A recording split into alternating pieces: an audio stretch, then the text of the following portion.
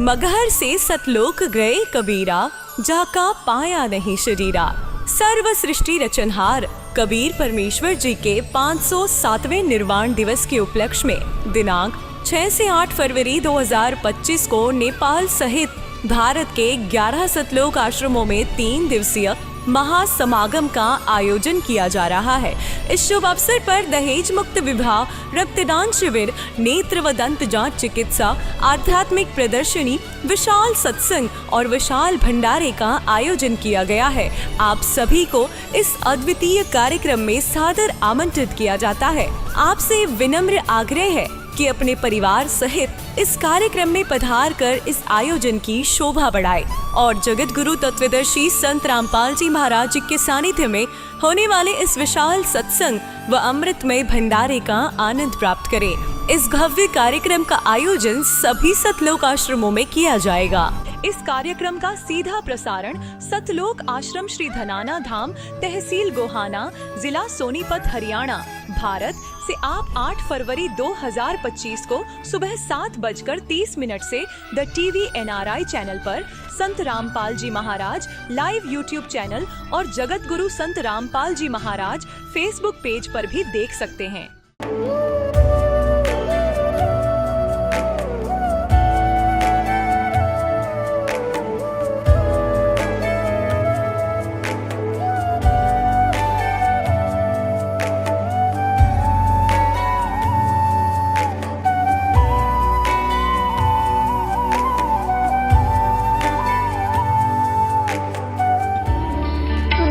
परमात्मा को पाने तथा उसका वास्तविक लाभ प्राप्त करने के लिए पवित्र बाइबल में प्रमाण है कि प्रभु ने मनुष्य को अपना ही स्वरूप बनाया। 6 दिन में सृष्टि रचकर 7वें दिन विश्राम किया। कुरान शरीफ में प्रमाण है कि हजरत मोहम्मद को खुदा स्वयं कह रहे हैं कि मैंने तुम्हें उस परमात्मा की महिमा बताने के लिए भेजा है। वो परमात्मा कबीर है जिसने 6 दिन में सृष्टि रची तथा 7वें दिन तख्त पर जा विराजा। उसकी खबर किसी बाखबर से पूछकर तो देखो। कृपया अवश्य सुनिए जगत गुरु तत्वदर्शी संत रामपाल जी महाराज के अमृत वचन। नमस्कार दर्शकों, इस पृथ्वी पर जन्मे सभी संत, महंत और महापुरुषों ने इस संसार को दुखों का घर बताया है। वास्तव में तो जब से हम सभी आत्माएं पूर्ण परमेश्वर से बिछड़े हैं, तभी से ही हम दुख, दर्द, कष्ट का सामना कर रहे हैं। करनाल हरियाणा के रहने वाले राजेश जी भी उन्हीं दुखी लोगों में से एक थे। भगवान को खुश करने और दुखों से निजात पाने के लिए इन्होंने देवी देवताओं से लेकर पितरों तक की पूजा अर्चना की, परंतु नशे की लत और दुखों से मुक्ति नहीं मिल पाई और हालात गंभीर बनते चले गए। लेकिन कहते हैं ना, आत्मा का सच्चा साथी केवल परमात्मा ही होता है। जब से इन्हें पूर्ण परमेश्वर की शरण प्राप्त हुई है, तब से इनके जीवन में चमत्कारिक रूप से परिवर्तन आए हैं। आप भी आश्चर्यचकित हो जाएंगे कि जब से इनकी आत्मा को परमात्मा पाने का सही मार्ग मिला है, तब से इनकी जिंदगी से दुखों का सिलसिला खत्म हो गया है। इन्होंने आर्थिक तंगी, नशे की लत और विभिन्न प्रकार के रोगों से मुक्ति पाई है। दर्शकों, आपको बता दें कि ये अद्वितीय लाभ परमेश्वर स्वरूप तत्वदर्शी संत रामपाल जी महाराज जी की अपार कृपा का अद्भुत चमत्कार है। आज उनके द्वारा प्राप्त सतभक्ति से लाखों लोग बुराइयां छोड़ सुखमय जीवन यापन कर रहे हैं। राजेश जी की ये प्रेरक कहानी भी उन परिवारों के लिए गजब उदाहरण है जो नशे की लत के कारण बर्बाद हो चुके हैं। चलिए अब आपको सुनाते हैं हरियाणा के राजेश जी का साक्षात्कार, पूर्ण संत द्वारा प्राप्त सतभक्ति का चमत्कार। नमस्कार सर। नमस्कार जी। सर क्या नाम है आपका? जी राजेश दास। राजेश जी, आप कहाँ के रहने वाले हैं? जी मेरा गांव कोयर माजरा है और जिला करनाल है जी। सर, संत रामपाल जी महाराज से आपने नाम दीक्षा कब ली? मैंने संत रामपाल जी महाराज से नाम दीक्षा 2018 फरवरी में ली जी। सर, संत रामपाल जी महाराज से नाम दीक्षा लेने से पहले क्या आप कोई भक्ति साधना भी करते थे? हाँ जी, भक्ति सारी करे थे जी। देवी पूज्य थे, पितर पूज्य थे, बालाजी भी गए जी, हरिद्वार भी गए। जड़ा कोई कह देता उठी भग थे जी, इतने हालात माड़े थे। हरियाणा में जितने सियाणे हैं कोई नहीं छोड़ा जी। कुलक्षेत्र के, नीलोखेड़ी के और नुंगा जींद कानी स्पिद्दों तक गए जी। पूरे हरियाणा में घूमे जी, कोई लाभ नहीं हुआ जी कड़ी। तो फिर आप संत रामपाल जी महाराज की शरण में कैसे आए? मैं सबसे पहले तो बहुत ज्यादा नशे करता था जी। भांग पीता था, बीड़ी, सुल्फा, शराब, जो भी नशा मिल गया वही करता था जी। किसी ने अफीम दे दी, फीम खा ली। भूखी दे दी, अगला भाई खा ले, भूखी खा ली। नींद की गोली दे दी, नींद की गोली खा ली। मतलब हर टाइम नशे में रहता था जी। दारू पीता था जी, बहुत बुरा हाल था जी। एक बार तो मेंटल हो गया जी मैं पूरा कति। जमीन यूं गांव में कच्चे कच्चे में फिरदा जी, कदी लगाइया के सूंठ पाया पाएगा फिरदा जी, कदी छड़े में नाचदा जी जा जाएगा, कदी किसी के घर पर्ची फेंक दी, किसी के घर कुछ फेंक दिया जी। जुत्ती पाली हाथा में, पारा में, बुरा हाल जी। न्यू फिरे करता जी मैं। फिर जमी दुखी हो लिए जी, घर के भी दुखी हो लिए जी। घर में नहीं बढ़न देवा जी, लठ मारा जी। कौन बढ़न देवा जी, मेंटल आदमी घर में कोई नहीं बढ़न देवा। जमी दुखी हो लिया जी। फिर मेरी पत्नी थी जी जो, वह भी छोड़ कर चली गई जी। इतने बुरे हालात हो गए। फिर पता नहीं परमात्मा की के लीला हुई जी। थोड़ी रात सी मिली, घर में आना जाना होया। उधर मेरे ससुर जी हैं जो, उन्होंने संत रामपाल जी महाराज जी से नाम दीक्षा ले रखी थी। तो वो आए जी एक दिन, उन्होंने समझाया मेरे को, सारी बात समझाई, गुरु जी के बारे में बताया, गुरु जी का ज्ञान बताया। पर उस टाइम तो कुछ नहीं समझ में आवे था, दारू पिए करते जी, बुरा हाल था। पर फिर भी मैं धक्के था, मैंने उरा लिया जी कुलक्षेत्र। अब चल तो नाम दुआ कर लियाओगे तना। और मैं शर्त मार के आया था जी, मगा था मना नाम दुआओ।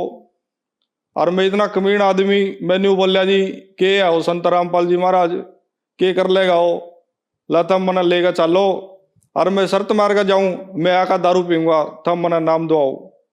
ऐसे में संत रामपाल जी महाराज की शरण में आया जी। वे मना ले आए जी।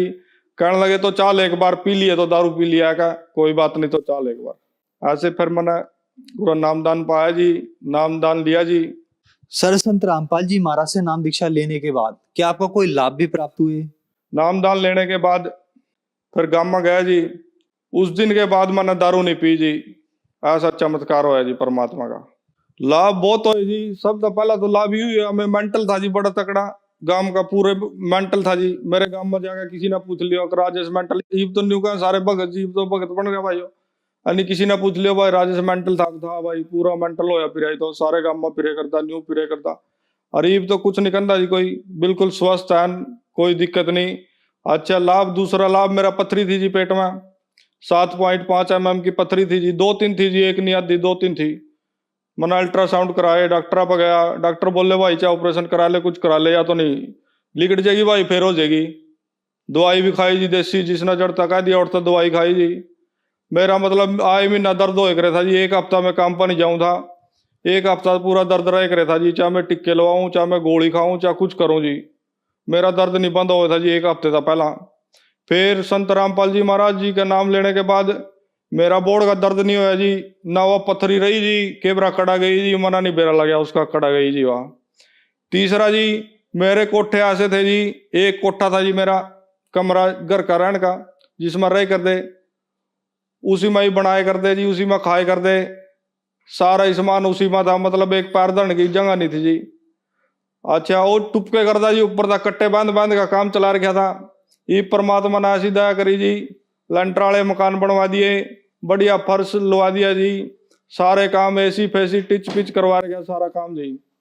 मेरा लड़का जी रोहित, उसका दौरा पड़े करता जी, दौरा पड़े करता तो वो बंद हो गया जी। रामपाल जी महाराज जी का नाम लेने के बाद वो बिल्कुल बंद हो गया जी। और आज बिल्कुल काम है, सोना काम चल रहा है जी, बढ़िया। बल्कि मैं सरकारी ठेकेदारी का लाइसेंस बनवा लिया जी मैंने, परमात्मा की पूरी दया हो रही जी। सर, पहले आप सभी देवी देवताओं की पूजा करते थे, लेकिन फिर भी आप दुखी थे। लेकिन आपने संत रामपाल जी महाराज से नाम दीक्षा ली, आपका सारा नशा छूट गया और आपकी जो मानसिक टेंशन थी वो भी ठीक हो गई। तो संत रामपाल जी महाराज ऐसी कौन सी भक्ति बताते हैं कि सभी देवी देवताओं के जाने के पास भी आप ठीक नहीं हुए, लेकिन संत रामपाल जी महाराज के पास आने के बाद आप ठीक हो गए? हाँ जी, संत रामपाल जी महाराज जी शास्त्र अनुकूल भक्ति साधना बतावा जी, जो हमारे शास्त्रों में लिख रही, जो हमारी गीता जी में लिख रही, वेदों में लिख रही, गुरु ग्रंथ साहिब में लिख रही जी, पवित्र कुरान में लिख रही। ये लोग पढ़ दे नहीं जी, क्यों, कौन पढ़ा, इतनी मोटी मोटी किताब कौन पढ़ेगा जी। ये हमारे गुरु जी ने टाइम काटा, पढ़े, शास्त्र पढ़े, सारा प्रमाण दिया जी, शास्त्र अनुकूल मारता भक्ति बताई जी। अब शास्त्र अनुकूल भक्ति का तो लाभ होएगा ही जी। सर क्या संत रामपाल जी महाराज ब्रह्मा विष्णु महेश की भक्ति छुड़वाते हैं? ना जी, संत रामपाल जी महाराज ब्रह्मा विष्णु में इसकी कोई भक्ति नहीं छटवाते, बस उनको पूजने का सही तरीका बताते हैं जो हमारे शास्त्रों में, जो हमारी गीता जी में लिखा हुआ है जी। सर जो श्रद्धालु आज आपको देख रहे हैं और वो भी किसी न किसी तरीके से परेशान है या नशे से ग्रस्त हैं, उनके लिए आप क्या कहना चाहेंगे? उनके लिए मैं यही कहूंगा जी, कहीं जाने की आवश्यकता नहीं है, कोई दिमाग पर प्रेशर लेने की जरूरत नहीं है, ना कोई टेंशन लेने की जरूरत नहीं है। बिल्कुल संत रामपाल जी महाराज जी की शरण में आओ। कहीं से भी कोई भी संत रामपाल जी महाराज का शिष्य दिखा, उससे पूछो, उससे बात करो, उससे फोन नंबर ले, आगे कांटेक्ट करो, नाम ले जी, और सारे नशे का पंडा छटवाओ जी, और घर में बरकत करवाओ जी। धन्यवाद सर। धन्यवाद जी। अब जगत गुरु तत्वदर्शी संत रामपाल जी महाराज जी के सत्संग के माध्यम से उस अद्वितीय आध्यात्मिक ज्ञान के बारे में जानते हैं जिसके माध्यम से आप भी प्राप्त कर सकते हैं ऐसे आध्यात्मिक, मानसिक और भौतिक सुख जो अभी तक आपने सिर्फ मीराबाई, ध्रुव, प्रहलाद जैसे कुछ ही भक्तों की जीवन कथा में सुने होंगे। अब सुनिए तत्वदर्शी संत के संग शास्त्र अनुकूल भक्ति सत्संग, ऐसा अद्वितीय आध्यात्मिक ज्ञान जिसका है सर्वधर्मों के पवित्र शास्त्रों में प्रमाण। परमपिता परमात्मा पूर्ण ब्रह्म सर्व सृष्टि रचनहार कुल मालिक कबीर परमेश्वर जी हम सभी आत्माओं के पिता हैं। जितने भी यहाँ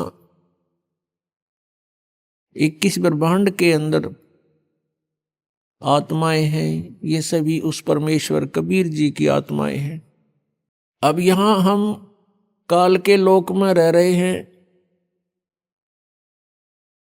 इस काल के लोक में प्राणी सुखी नहीं हो सकता, और हम यहाँ सुख की खोज कर रहे हैं। जिसके पास धन नहीं है वो चाहता है कि मैं धनवान हो जाऊं, सुखी हो जाऊंगा। जिसके पास संतान नहीं है वो सोचता है मुझे संतान प्राप्ति हो जावे, मैं सुखी हो जाऊंगा। कोई रोगी है वो ये सोचता है मैं स्वस्थ हो जाऊं फिर मैं सुखी हो जाऊंगा। कोई धनवान है वो ये सोचता है कि सुख तो इन राजा लोगों को होगा, और राजा लोग सोचते हैं कि सुख तो स्वर्ग में होगा। स्वर्ग के देवता इंद्र राजा जो हैं वो सोचते हैं कि सुख तो ब्रह्मा विष्णु महेश को होगा, हमें सुख नहीं। और ब्रह्मा विष्णु महेश को सुख बिल्कुल नहीं।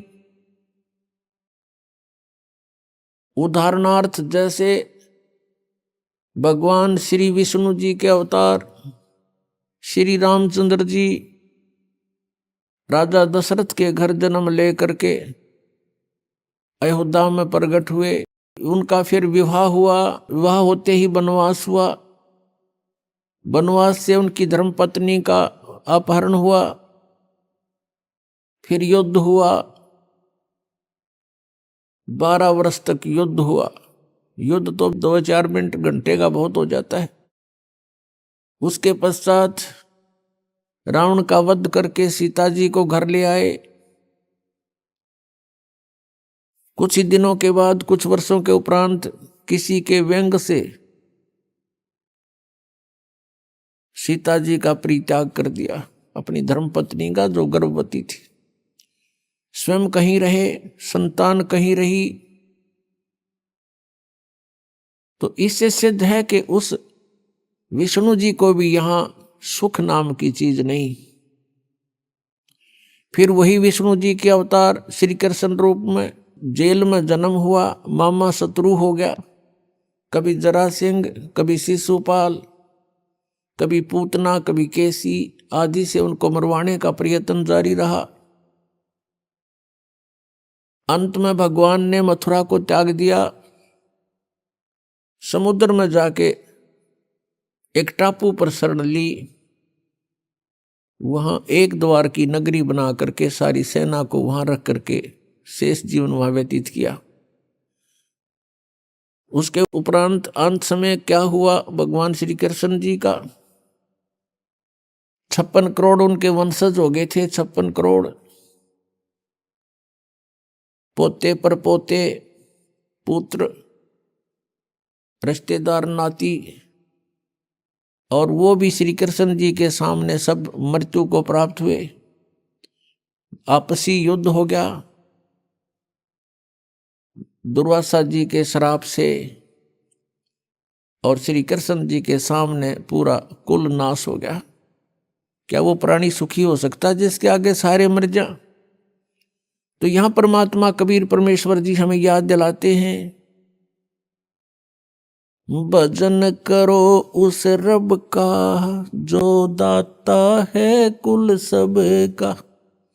भजन करो उस रब का जो दाता है कुल सब का। उस परमेश्वर की भक्ति करो जो सबका मालिक है, सबका दाता है। श्रीमद् भगवत गीता अध्याय नंबर 15 के श्लोक 1 से 4 में यह बताया गया है कि ऊपर को जड़ वाला, नीचे को तीनों गुण रूपी शाखा वाला, ये उल्टा लटका हुआ संसार रूपी वृक्ष है। ऊपर को मूल जो जड़े हैं वो तो समझो परम अक्षर ब्रह्म है, पूर्ण परमात्मा, वो सब का मालिक। और नीचे को तीनों गुण रूपी शाखा, रजगुण ब्रह्मा, सतगुण विष्णु, तमगुण शिव जी रूपी शाखाएं हैं। और जो संत उल्टे लटके हुए संसार रूपी वृक्ष के सभी विभागों को भिन्न भिन्न बताता है, स वेदवित, वो वेद के तात्पर्य को जानने वाला है, अर्थात वो तत्वदर्शी संत है। परमेश्वर स्वयं भूमिका करते हैं, सतलोक से चलकर यहाँ आते हैं। यहाँ के भगवान काल द्वारा फैलाया गया अज्ञान, उसका नाश करते हैं, अपने तत्व ज्ञान रूपी टॉर्च से उस अंधेरे को हटाते हैं। तत्व ज्ञान रूपी सूर्य का उदय करके अज्ञान रूप अंधकार को समाप्त करते हैं। वो उसमें यहाँ कुछ समय के लिए रहते हैं और अपनी अमृतवाणी को उच्चारण कर करके सुनाते हैं, जो बाद में लिपिबद्ध कर ली जाती है।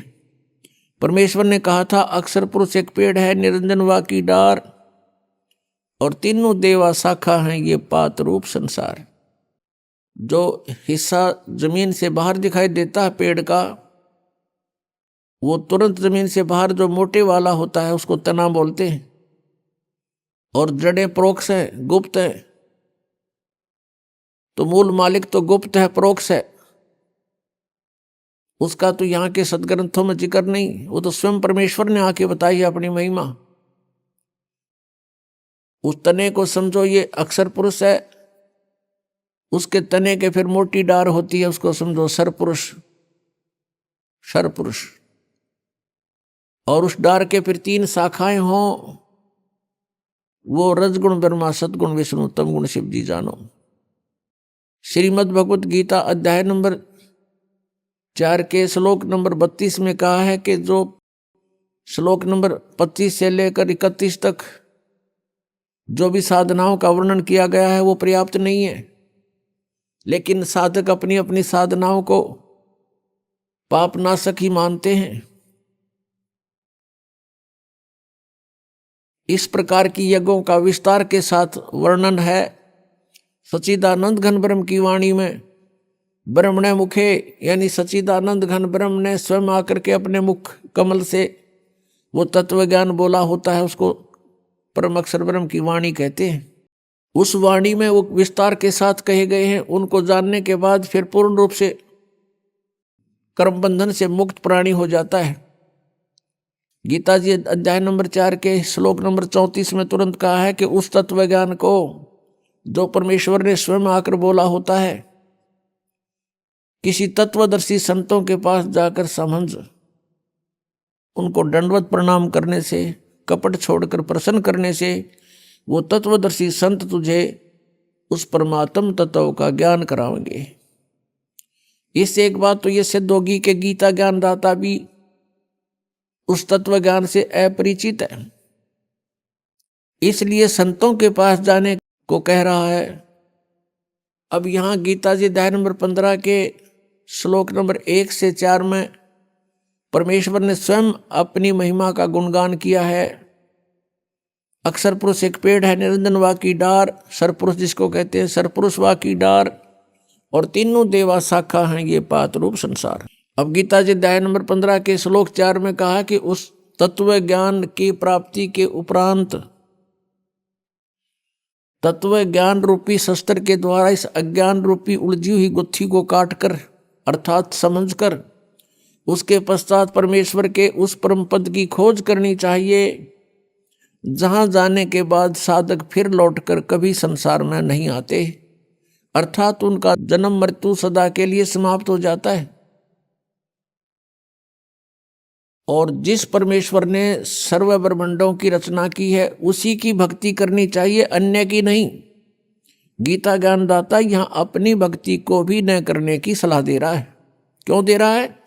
क्योंकि गीता जी अध्याय नंबर 4 के श्लोक नंबर 5 तथा 9 में, गीता अध्याय नंबर 2 श्लोक 12 में, गीता अध्याय नंबर 10 श्लोक 2 में ये स्वयं कहता, अर्जुन तेरे और मेरे बहुत जन्म हो चुके हैं, तू नहीं जानता मैं जानता हूं। इससे सिद्ध है कि गीता ज्ञानदाता की भी जन्म मृत्यु होती है।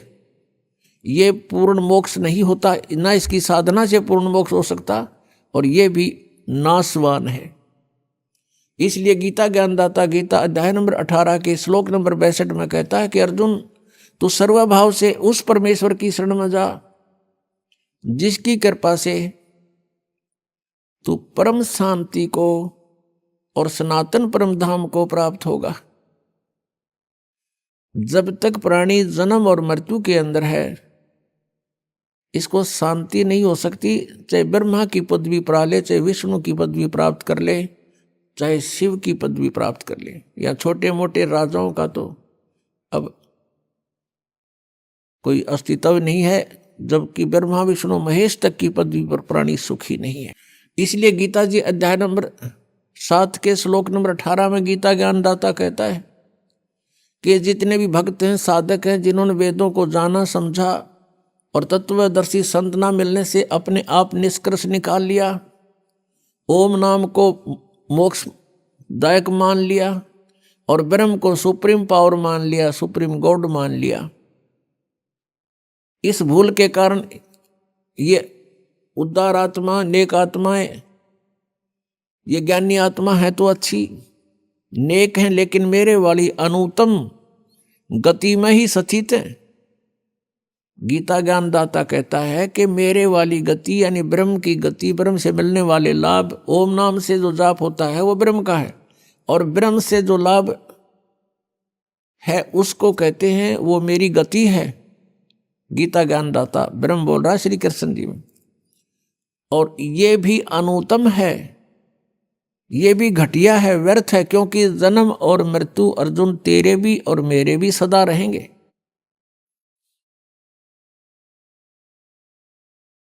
अपने आत्माओं, श्रीमद् भगवत गीता अध्याय नंबर 15 के श्लोक नंबर 16 और 17 में ये 3 पुरुष बताए, 3 प्रभु।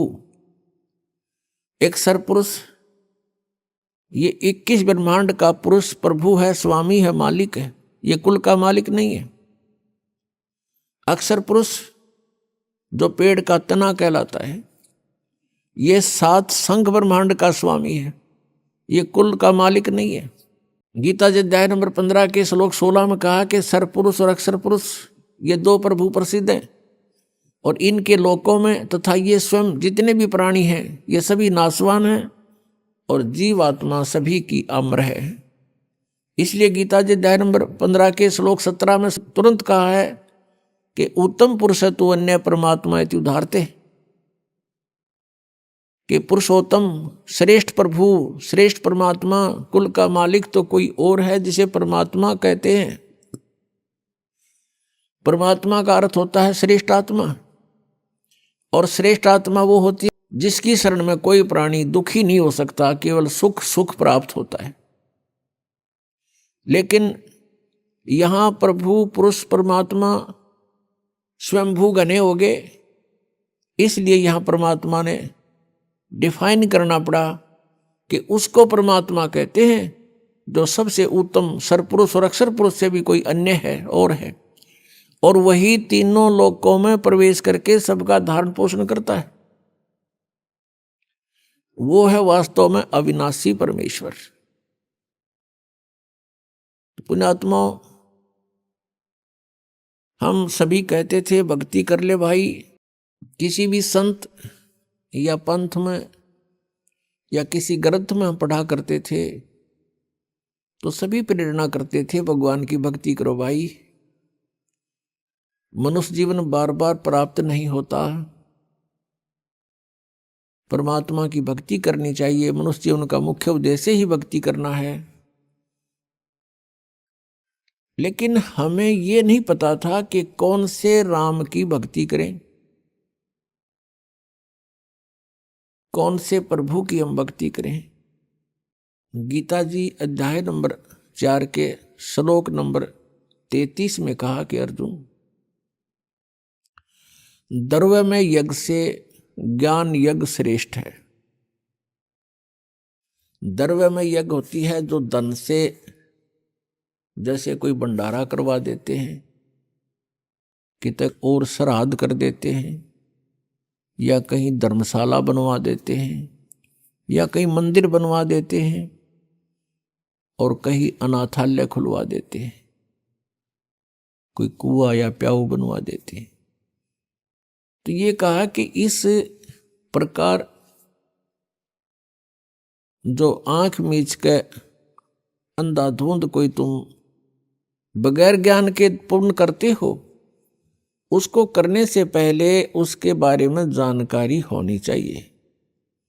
यानी ज्ञान यज्ञ श्रेष्ठ है। संतों का सत्संग सुनो और ज्ञान समझ के फिर जैसे संत बतावें और जैसे ग्रंथ अलाउड करें, जो हमारे सदग्रंथों में प्रमाणित है, उसी तरह ही तुम दान पुण्य करो तो लाभदायक है, अन्यथा नहीं।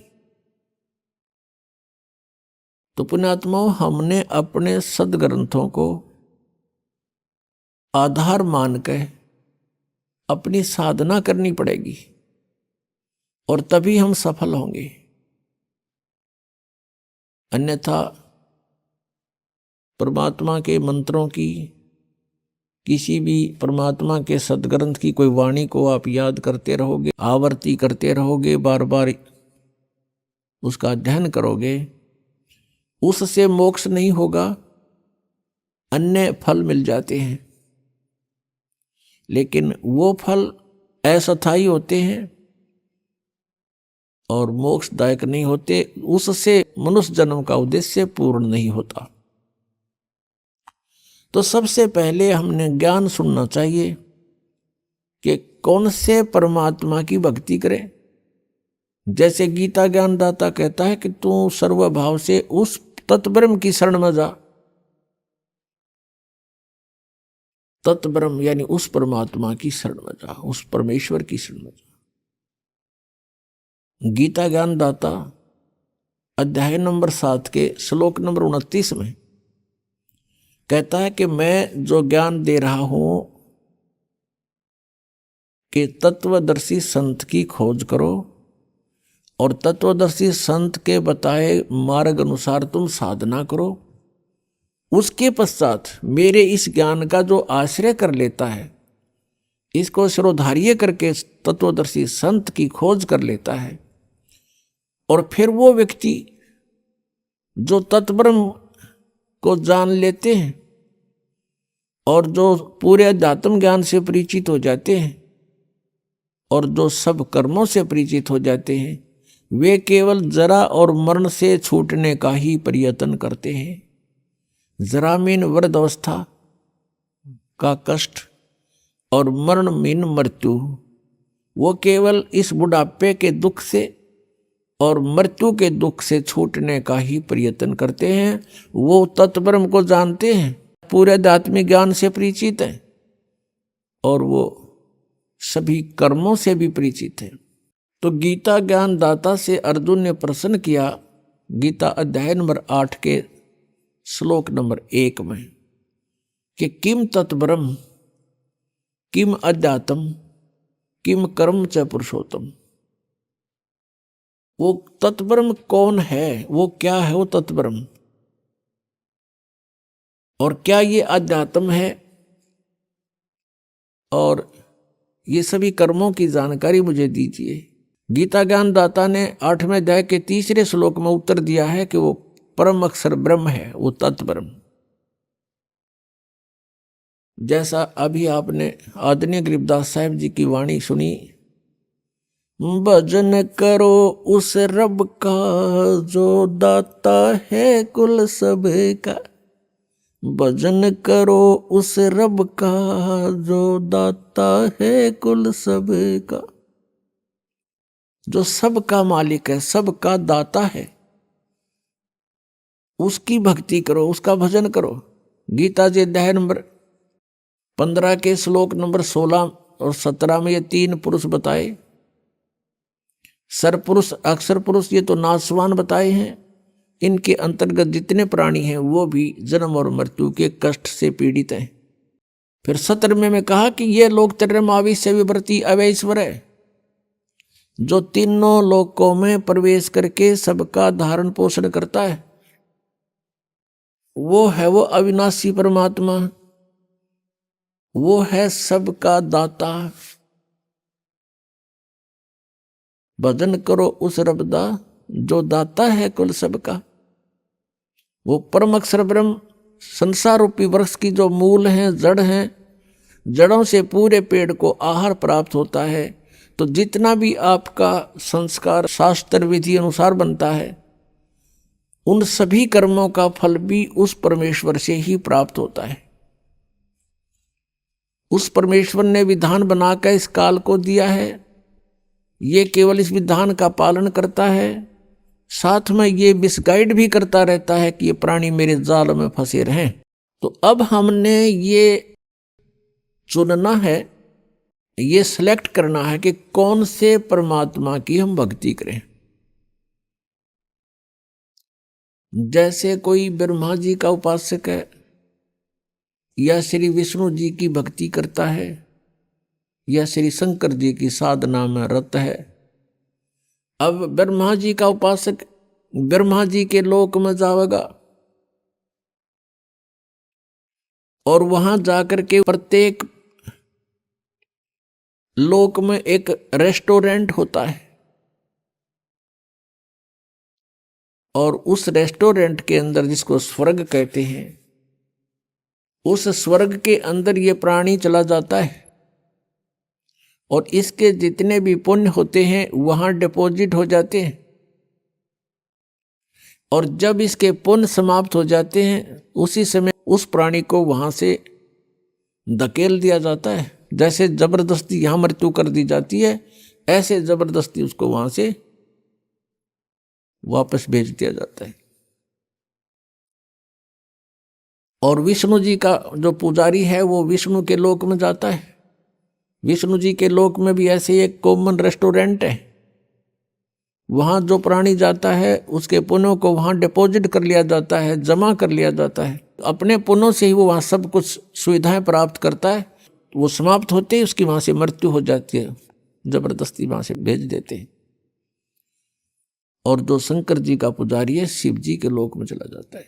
वहां भी एक ऐसा ही कॉमन रेस्टोरेंट है, होटल है, स्वर्ग है, और वहां भी प्राणी अपने पुण्यों को क्षीण करके तुरंत ही फिर पृथ्वी लोक पर आ जाता है।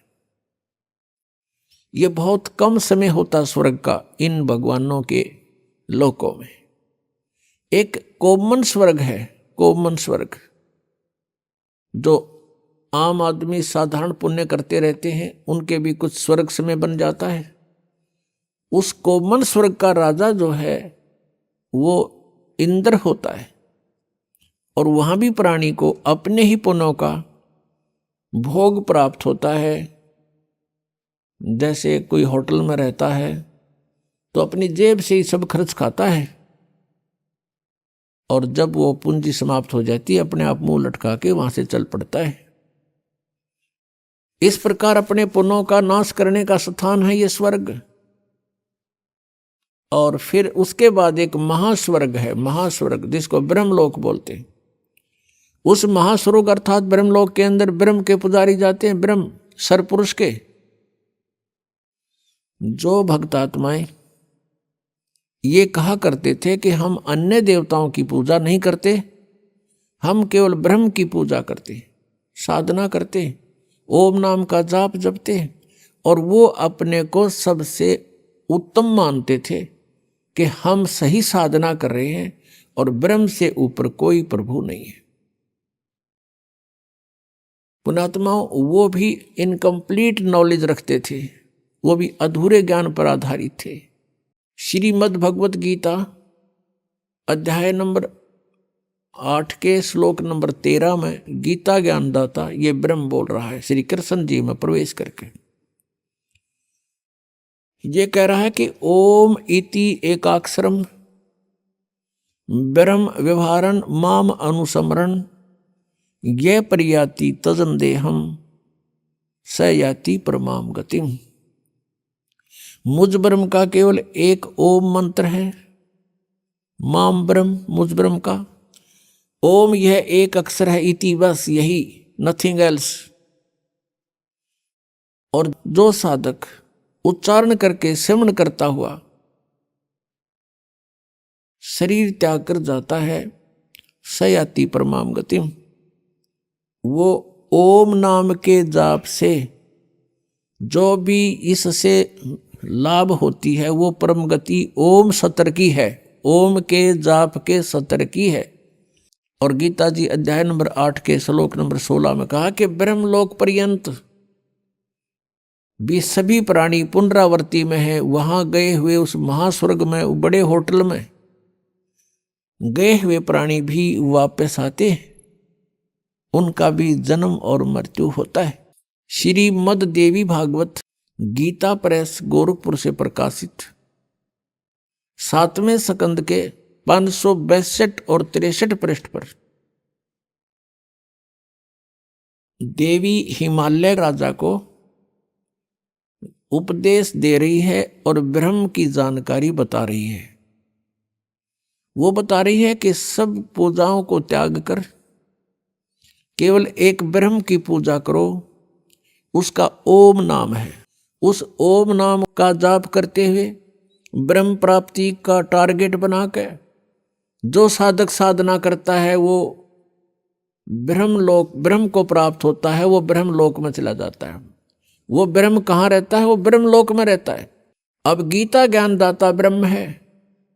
ये गीता जी अध्याय नंबर 18 के श्लोक नंबर 62 में, गीता जी अध्याय नंबर 15 के श्लोक नंबर 4 में यह स्पष्ट कर रहा कि अर्जुन तू सर्वभाव से उस परमेश्वर की शरण में जा। कोई अन्य भगवान है गीता ज्ञानदाता से, उसकी कृपा से ही तू परम शांति को और सनातन परम धाम को प्राप्त होगा।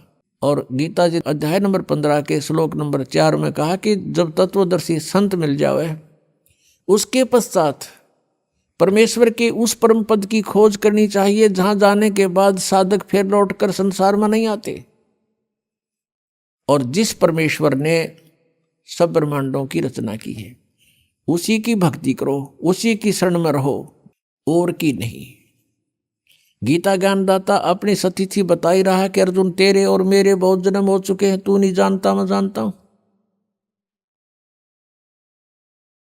इससे सिद्ध हो गया कि गीता ज्ञानदाता जो सरपुरुष है, जिसको ब्रह्म भी कहते हैं, इस ब्रह्म के साधक भी जन्म और मृत्यु के ही जाल में, इस कर्म में फंसे रहते हैं। और जब तक प्राणी जन्म और मृत्यु के क्रम में है वो सुखी नहीं हो सकता, उसको परम शांति नहीं हो सकती। इसलिए गीता जी अध्याय नंबर 18 के श्लोक नंबर 62 में कहा है कि अर्जुन तू सर्वभाव से उस परमेश्वर की शरण में जा, उसकी कृपा से ही तू परम शांति को और सनातन परम धाम को प्राप्त होगा। और गीता जी अध्याय नंबर 15 के श्लोक नंबर 4 में स्पष्ट कर दिया कि उस परमेश्वर के उस परम पद की खोज करनी चाहिए जहां जाने के बाद साधक फिर लौटकर कभी संसार में नहीं आती। तो ये है वो पूर्ण मोक्ष। तो ये जो ब्रह्म तक की साधना करके अपने आप को ये समझते थे कि हम बहुत अच्छी उपलब्धि कर रहे हैं, ये भी जन्म और मृत्यु के इस चक्कर में पूर्ण रूप से फंसे हुए। और ये ब्रह्म काल है, ये काल के पुजारी थे। जितने भी ऋषि महर्षि हुए हैं ये सब ब्रह्म साधना करते थे। श्रीमद् भगवत गीता अध्याय नंबर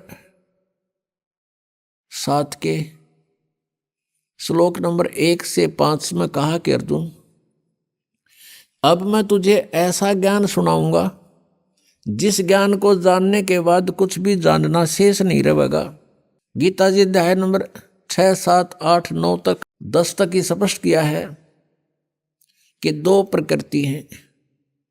एक तो ये दुर्गा है, यह तो चेतन प्रकृति है, और बाकी ये 5 तत्व और ये सब अंतःकरण अहंकार मिलाकर ये 8 विभागों में जो बटी हुई ये मेरी जड़ प्रकृति है।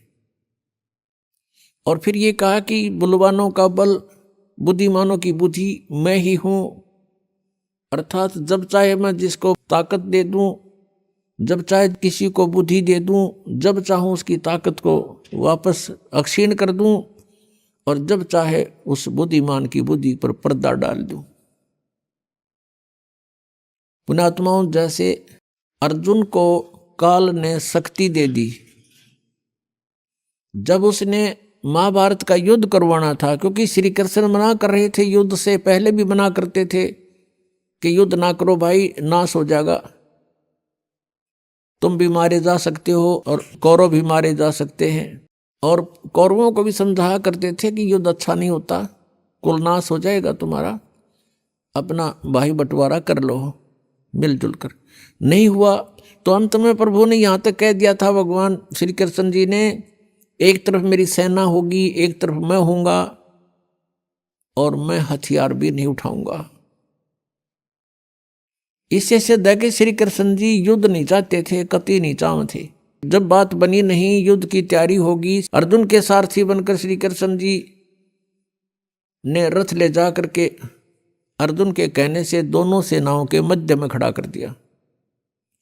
अब अर्जुन ने देखा सामने भाई खड़े हैं, भतीजे खड़े हैं, भाइयों की बेटियों के पति खड़े हैं,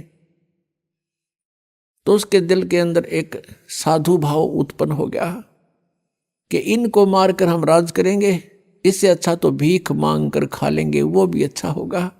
ऐसे कहर को, ऐसे जुल्म को, ऐसे अनर्थ को मैं नहीं करूँगा। फाइनल फैसला लेकर और रथ के पिछले भाग में बैठ गया। अब काल ने देखा, जिसने यो नाश करवाना था इस ब्रह्म ने, कि बात बिगड़ेगी, उसी समय स्वयं आकर के श्री कृष्ण जी में प्रवेश कर गया। और फिर युद्ध के लिए उसने वो हथकंडे अपनाए जो अर्जुन को तैयार करके छोड़ा। पहले तो ज्ञान समझाना शुरू किया, तू के लेकर आया था, आत्मा तो अमर है, तू क्यों डरता है, पहले भी बहुत बार जन्म लिए, आगे भी मरते रहेंगे, ये मत सोच अभी पैदा हुए हैं आगे नहीं होंगे, ये तो शरीर छोड़ जाता है प्राणी, दूसरा ग्रहण कर लेता है। 100 बातें अटकल लगाई, लेकिन अर्जुन ने हाथ खड़े कर दिए, प्रभु मेरी समझ में बात ये आती नहीं, मैं युद्ध नहीं करूं। आखिर में उसने उसको भयंकर रूप दिखाया अपना वास्तविक, कि मैं काल हूं, खा जाऊंगा। अब जिसको देखकर अर्जुन जैसा योद्धा भी कांपण लग गया, तो क्या वो भगवान हो सकता है जिसको देखते कलजा पाटे? वो स्वयं कह रहा है कि मैं काल हूं 11वें अध्याय के 32वें श्लोक में, और सबको नाश करने के लिए आया हूं। अभी आपने सुने संत रामपाल जी महाराज के मंगल प्रवचन। आइए अब सुनते हैं संत रामपाल जी महाराज से नाम दीक्षा लेकर सतभक्ति करके अद्भुत लाभ प्राप्त करने वाले अनुयायी के विचार। दर्शकों, भारत संतों महात्माओं की पावन भूमि रहा है। ऐसे ही हम वर्तमान समय में देखें तो धर्म गुरुओं की बाढ़ सी आई हुई है, और पढ़े लिखे लोग भी अपने कष्ट निवारण के लिए इन्हीं अलग अलग गुरुओं को अपनाते हैं। ऐसी ही एक महिला श्रद्धालु के अनुभव से आज हम आपको परिचित करवाने जा रहे हैं। ये हैं शिक्षिका परमीत कौर जी, मुंबई महाराष्ट्र से। इनकी माताजी को भूत प्रेत की समस्या थी, जिसके निवारण के लिए इन्होंने कोई देवी देवता और कोई साधु संत नहीं छोड़ा। इन्होंने इन्होंने आसाराम जी, सुधांशु जी, सतपाल जी, धन धन सद्गुरु सहित चेन्नई की जानी मानी कल्कि फाउंडेशन में अपने जीवन का बहुत बड़ा अरसा बिताया है। इन्होंने अपने जीवन में बहुत संघर्ष किया और नकली धर्म गुरुओं के पास काफी पैसा लुटाया, परंतु उन साधु संतों के पास सही भक्ति साधना न होने के कारण इन्हें कोई लाभ नहीं मिला, अपितु पिताजी का व्यवसाय ठप हो गया और कर्जे में डूब गए।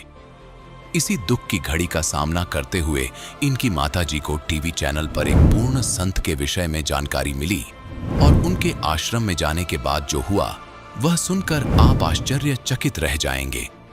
जो लाभ इन्हें अन्य धर्मगुरु पैसा लेकर भी नहीं दे पाए, वो लाभ उस आश्रम में उस पूर्ण संत की दिव्य आध्यात्मिक शक्ति ने इन्हें निशुल्क दे दिए। दर्शकों, वो पवित्र स्थान था पूर्ण संत रामपाल जी महाराज जी द्वारा संचालित सतलोक आश्रम। 2013 में वहां जाने के पश्चात इन्हें अनेकों अद्वितीय लाभ हुए। इनकी माताजी की भूत प्रेत बाधा ठीक हुई, इनके पति ने नशा करना त्याग दिया, बच्चे शारीरिक रूप से स्वस्थ हुए और मानसिक व आर्थिक लाभ मिला। अब आप स्वयं सुनिए परमीत जी का साक्षात्कार, उस पूर्ण संत की दिव्य आध्यात्मिक शक्ति का अद्भुत चमत्कार। बहन जी नमस्कार। सच साहिब जी। क्या नाम है जी आपका? मेरा नाम परमीत कौर चंडोक है। परमीत जी कहाँ से हैं आप? मैं मुंबई से आई हूँ, महाराष्ट्र से। क्या करते हैं आप? मैं टीचर हूँ सीबीएसई स्कूल में।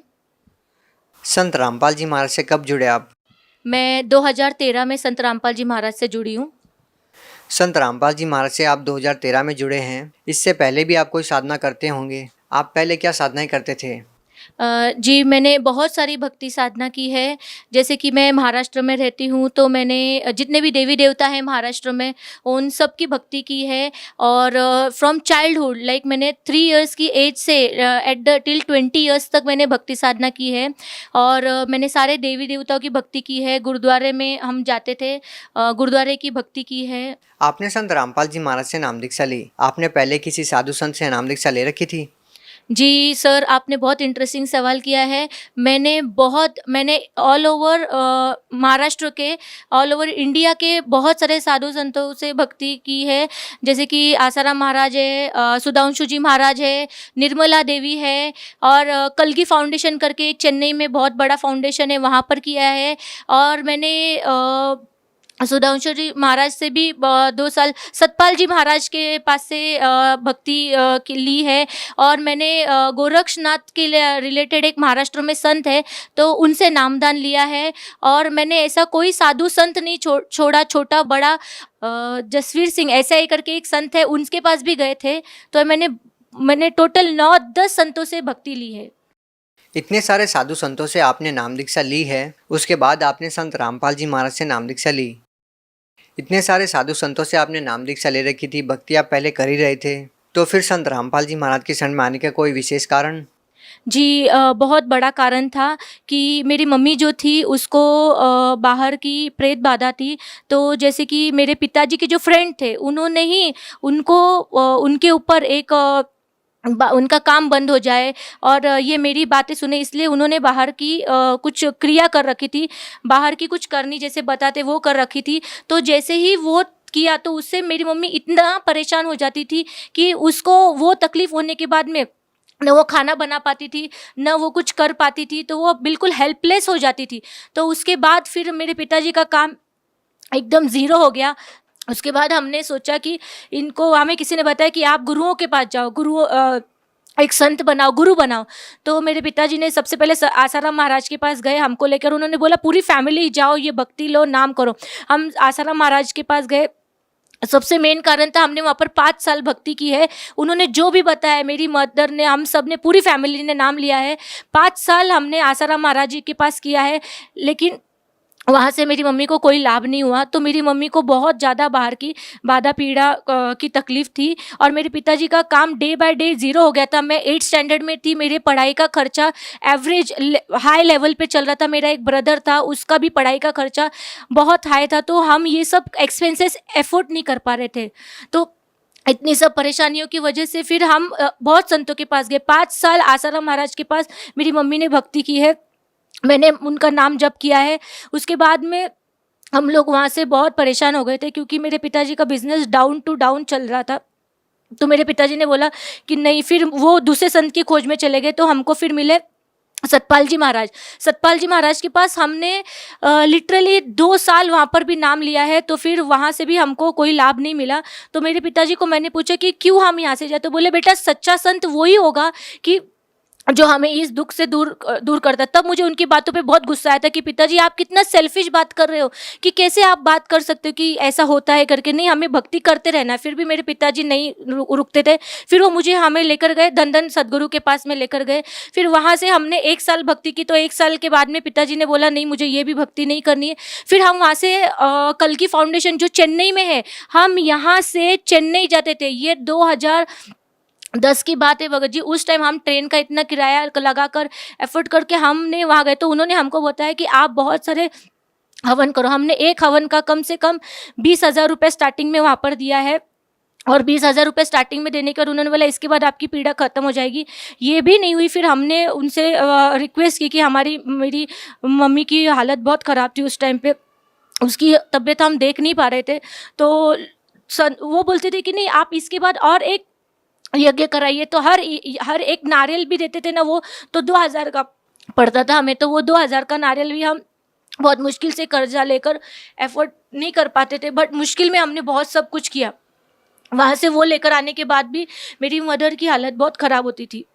फिर मैं जब 10th स्टैंडर्ड में चली गई, ये करते करते तो फिर पिताजी का बिज़नेस टोटली स्टॉप हो गया था।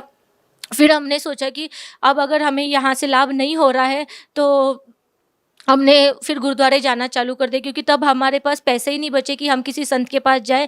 और हर संत के पास जाना होता था ना, तो किराए के अलावा हमें बहुत सारा पैसा जोड़ना पड़ता था। तो जो हम कर्जा लेकर ऑलरेडी कर्जा भी बहुत चढ़ चुका था हमारे ऊपर। बहन जी, आप विभिन्न संतों के पास गए, आखिर आपकी समस्या क्या थी कि आपको इतने सारे संतों के, महंतों के, इतने सारे बाबाओं के आपको चक्कर लगाने पड़े? आखिर आप लोगों को समस्या क्या थी? सर, ये जो परेशानी थी, जो हमारी बाहर की जो तकलीफ़ जो मेरी मम्मी को होती थी, तो जब हम उनके पास जाते थे, मैंने सतपाल जी महाराज के पास गई हूँ। उन्होंने मुझे जो नाम दिया है, तो वो नाम आज संत रामपाल जी महाराज बताते हैं कि ये ऐसा नाम है। मैंने वहाँ पर प्रैक्टिकली वो नाम का जप 2 साल किया है। आसाराम महाराज जी ने जो नाम मंत्र हमको दिए थे, जो सरस्वती मंत्र हमको दिया था बचपन में, वो नाम मैंने 5 साल तक किया है। और गोरक्षनाथ के पास 7 मंत्रों का जाप दिया था, जो मैं 108 की माल मैं करती थी। मैं आज आपके सामने एक लाइव एग्जाम्पल हूँ कि मैंने इतने गुरुओं के पास जाकर इतनी भक्ति की है। उन्होंने जो साधना दी है वो मैंने प्रैक्टिकली की है।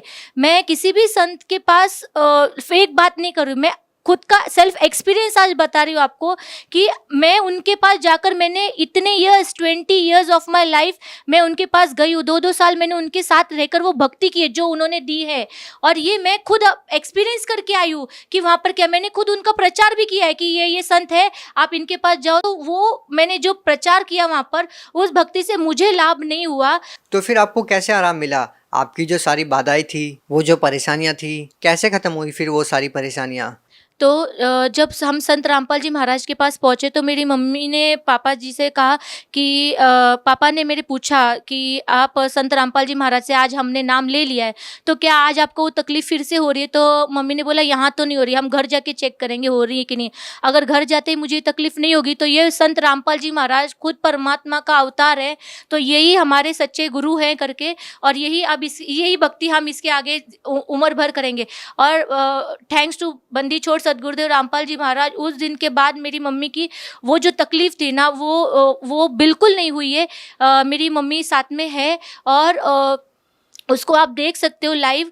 देखो आज वो है ना मेरे साथ जिंदा है करके। ये जो बाहर की तकलीफ़ होती है ना, ये इंसान को कहीं का नहीं छोड़ती, ये मार के ही दम लेती है। माता जी नमस्कार। सत्संग। आपकी बेटी जो अनुभव हमारे दर्शकों के सामने जो साझा कर रही है, क्या वास्तव में ही आपको ये परेशानियां थी? क्या वास्तव में ही आपने हिंदुस्तान के सभी संतों के पास जाकर अपनी बीमारी का इलाज करवाना चाहा? जी हाँ, मुझे बाधा की तकलीफ थी। रात के टाइम, रात के 1:30-2 बजे रोज़ मुझे नींद नहीं आती थी। जब मैं सोती थी, कोई तो भी चीज़ आके मुझे परेशान करती थी। मुझे किधर हाथ में, किधर कुछ ऐसे टोचती थी, तो मैं उठ के बैठ जाती थी, डर जाती थी। कभी-कभी वो चीज़ मेरे मुँह के अंदर श्वासों के थ्रू अंदर प्रवेश कर जाती थी, पेट तक आ जाती थी, तो पेट दुखने लग जाता था। दुखने लगा तो ऑटोमेटिकली मैं आधी रात को उठ के बैठ जाती थी। आपको जो परेशानियाँ थी, उसका समाधान करने के लिए आपने किन-किन धर्मगुरुओं से आपने नाम दीक्षा ली? जो समस्या थी उसको हल करने का उपाय पूछा? मैंने पहला स्वामी हरिदास जो है वडगांव शहरी में, पूना में रहते हैं, उनके पास गई थी। फिर किसी ने बताया भाई आसाराम बापू जी के पास जाओ, उनको सद्गुरु कर लो, तो उनके पास भी गई थी।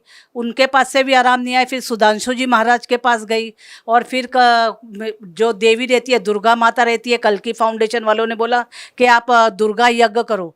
तो दुर्गा यज्ञ को बहुत पैसे के खर्चे थे, तो हमको इतना अफोर्ड नहीं होता था। फिर भी एक बार हमने किया। एक बार करने से कुछ इतना लाभ हुआ नहीं, थोड़े दिन आराम हुआ जरूर, लेकिन उसके बाद फिर वो परेशानी चालू होगी। मतलब मेन मुझे क्या, रात को नींद नहीं आती थी। वो जो परेशानियाँ थी, कैसे ख़त्म हुई फिर वो सारी परेशानियाँ? मैं जब टीवी के चैनल के माध्यम से थ्रू जो आई हूँ, ये संत रामपाल जी महाराज के जो प्रवचन ख़त्म होते थे, उसके लास्ट में जो बताते थे कि किन भक्तों को कैसे लाभ हुआ, वो सुनती थी। तो उससे मुझे लगा भी मेरा भी जो प्रॉब्लम है इधर से हल होएगा। तो मैंने हमारे भगत जी को कहा कि हम इधर आश्रम में फ़ोन करते हैं। तो हमने हरियाणा में फ़ोन किया, तो वो उधर बोले आपने एड्रेस दे दिया पूना का भी, आप इधर आ जाओ, ये तो आपको इधर आके नामदान लेना पड़ेगा तो ही होगा, ये फ़ोन के ऊपर पूरी बात नहीं हो सकती। तो हम लोग उधर हरियाणा चले गए। हरियाणा गए तो उन्होंने बोला आपको नामदान लेना पड़ेगा। तो उधर नामदान ले लिया, और उसी दिन से मुझे तुरंत ही, मुझे उस दिन रात को मैं शांति से आराम से सोई, मुझे कुछ तकलीफ नहीं हुई। फिर भी मेरे दिल में ऐसा आया भी मैं ऐसा ना हो, अभी तो मैं संत रामपाल जी महाराज के सामने हूँ, ये उपस्थित है इधर गुरुजी, और घर में जाकर मुझे तकलीफ ना हो जाए। तो हम उधर 5-7 दिन रुक गए कि रात को भी मुझे कुछ तकलीफ होती है कि नहीं, तो कुछ तकलीफ नहीं हुई। और फिर घर में आने के बाद भी मुझे कभी तकलीफ नहीं हुई। हमने उधर कुछ पैसा विसा कुछ भी दिया नहीं। देखिए, पहले जो आपको समस्या थी तो विभिन्न संतों ने आपको अलग अलग तरह के विभिन्न अनुष्ठान बताए, अलग अलग तरह से आपसे पैसा लिया। तो जब आप संत रामपाल जी महाराज के शरण में गए, तो आपने कितने अनुष्ठान किए, कितने पैसे आपने दिए जब आपको ये राहत मिली? मैंने 1 पैसा भी दिया नहीं, उधर मुझे सब फ्री में हुआ। खाली उधर गुरुजी ने जो मंत्र दिए हैं, वो मंत्र करने मात्र से ही मेरी वो तकलीफ हल हो गई। उन्होंने जब लाइन में लग के आशीर्वाद दिया, हालांकि मैंने उनको बताया भी नहीं था भाई मुझे ये तकलीफ है, लेकिन वो तो अंतर्यामी है, वो तो परमात्मा है, वो तो स्वयं जानते हैं भाई मेरे बच्चे को क्या तकलीफ है, वो स्वयं ही जान गए। उन्होंने मुझे आशीर्वाद दे दिया और मैं ठीक हो गई। आपने हिंदुस्तान के उन सभी नामी गिरामी संतों से नाम दीक्षा ली जो आज के दिन टीवी चैनलों पर प्रसिद्ध हैं, लाखों लोगों का प्रतिनिधित्व करते हैं, लेकिन आपकी माताजी की जो भूत प्रेत की बाधा थी, वो किसी भी संत से दूर नहीं हुई। आपकी ज़िंदगी में जितने भी कष्ट थे, वो किसी भी संत से दूर नहीं हुए। लेकिन जब आपने संत रामपाल जी महाराज से नाम दीक्षा ली, तो आपके सभी वो दुख दूर हो गए। तो संत रामपाल जी महाराज से नाम दीक्षा लेने के बाद आपको और क्या राहत मिली जो आप लेना चाहते थे? सर मुझे सिर्फ संत रामपाल जी महाराज के पास से नाम मात्र लेने से जिस दिन मैंने नाम ले लिया, उसके बाद मेरे हस्बैंड बहुत ड्रिंक करते थे, और मैंने 20 साल भक्ति क्यों की थी कि शायद मैं लाइफ जब मेरा मैरिज होगा उसके बाद मुझे कुछ परेशानी नहीं होगी। इतनी सारी देवी देवता की भक्ति करने के बाद इतने यज्ञ, डे एंड नाइट यज्ञ किए मैंने, मंदिरों में माथा टेका है, हार फूल चादर वादर जितना भी मटेरियल था मैंने सब भक्ति भाव से चढ़ाया है। ऑल सब मैंने उपवास, हर दिन के उपवास मैंने कर लिए हैं। और इतना करने के बाद मैरिज के बाद मेरे ऊपर बहुत दुखों का पहाड़ टूट गया। तो उस दिन मैं मैंने पिताजी को बोला, तुमने तो मुझे बोला था कि सब भक्ति करो ताकि शादी के बाद तुमको सब बेनिफिट होंगे। मेरे लाइफ का मैंने बोला एक भी बेनिफिट नहीं है। मैं डे एंड नाइट में वर्स्ट सिचुएशन में जा रही हूँ। मेरे हस्बैंड बहुत ड्रिंक करते थे। वो ड्रिंक की वजह से उनका बहुत बार एक्सीडेंट हो गया है। उनका बिजनेस बिज़नेस टोटली लॉस में गया और मेरे 2 छोटे बच्चे थे, मैं होमलेस हो गई, वो बिज़नेस इतना लॉस में गया और 4 व्हीलर बिक गई। मैं रेंट के घर पे रहने के लिए आई। मैंने बोला इतना भक्ति करने के बाद इतने दुखों में कोई नहीं जी सकता है। मैंने सब मंदिरों में जाना स्टॉप कर दिया था और मैं कुछ भी नहीं करती थी। मैं फिर बाद में मेरे पिताजी ने मुझे बताया कि आप एक बार संत रामपाल जी महाराज से नाम ले लो। तो उसके बाद मैंने बोला ठीक है। पिताजी बोला ये लास्ट अपने लाइफ का प्लीज़ एक बार करो। जब मैंने संत रामपाल जी महाराज से नाम लिया विदिन 6 मंथ मैंने संत रामपाल जी महाराज को नहीं बताया था कि मेरे हस्बैंड इतना ड्रिंक करते। उन्होंने 6 महीने के अंदर उनको प्रेरणा हुई, वो खुद आए, उन्होंने नाम लिया। आज उनकी 6 महीने के अंदर मेरे हस्बैंड की ड्रिंक छूट गई। उसके बाद 1 साल के अंदर मेरा बॉम्बे में फ्लैट बन गया है, मेरा खुद का फ्लैट बना है। आज मुझे परमात्मा ने बहुत बड़ा घर दिया है। 3 इयर्स के बाद मुझे कार मिल गई है। मेरा बिजनेस आज टॉप इस पे फ्लो हो रहा है। स्पेयर पार्ट का हमारा बिजनेस है। आज इतना बिजनेस हमें अच्छा, मेरे 2 बच्चे थे, कंटिन्यूस बीमार होते थे, हॉस्पिटलाइज करना पड़ता था उन्हें। आज दोनों बच्चे मेरे बहुत स्वस्थ थे, पैसों का खर्चा नहीं है और उस दिन के बाद मेरे हस्बैंड का कभी एक्सीडेंट नहीं हुआ। मेरा बिजनेस इतना हाई फ्लो है कि मैं आज सेकेंड घर की भी प्लानिंग कर सकती हूँ, एक सेकेंड इन्वेस्टमेंट की भी प्लानिंग कर सकती हूँ। तो ये जो सारे बेनिफिट है ना, ये उस भक्ति का फल है जो मुझे संत रामपाल जी महाराज जी के पास से मिला है। बहुत बहुत धन्यवाद। सच साहेब।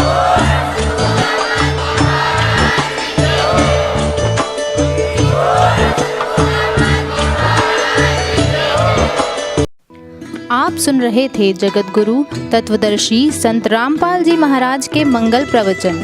अधिक जानकारी के लिए संपर्क करें।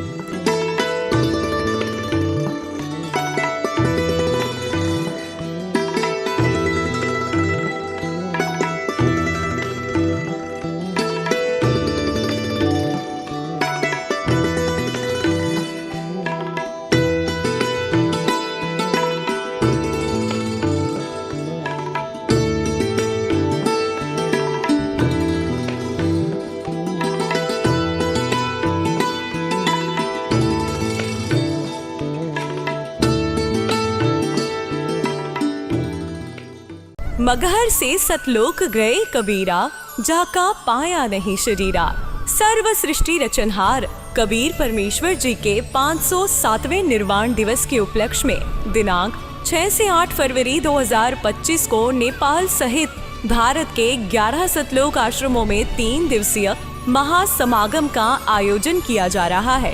इस शुभ अवसर पर दहेज मुक्त विवाह, रक्तदान शिविर, नेत्र व दंत जांच चिकित्सा, आध्यात्मिक प्रदर्शनी, विशाल सत्संग और विशाल भंडारे का आयोजन किया गया है। आप सभी को इस अद्वितीय कार्यक्रम में सादर आमंत्रित किया जाता है।